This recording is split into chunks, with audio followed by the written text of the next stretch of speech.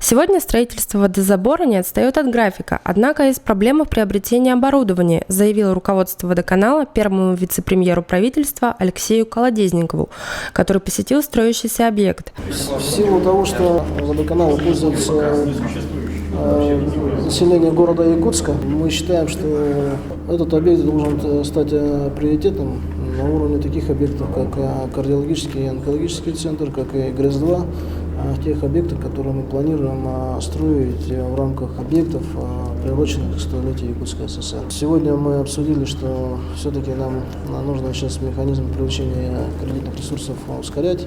Определили, что есть у нас веб-лизинг, который заинтересован сегодня в кредитовании. Более того, веб-лизинг предлагает выдать кредит на рефинансирование кредита ЕБРР.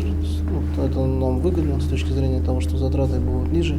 Более того, что, как я говорил, мы процентную ставку и тело по кредиту ЕБРР закладываем в бюджете, соответственно, бюджетные расходы будут ниже. Коллеги говорят о том, что, в принципе, веб-лизинг готов кредитную линию открыть в этом году уже. Исходя из того, что стройка идет у нас уже 3-й год, по сути своей, в принципе, видим, что подрядчик работает. Вы, наверное, обратили внимание, что уже здание очистной станции, водоочистной станции строится. Соответственно, наша задача просто обеспечить источниками, и задержек никаких не будет.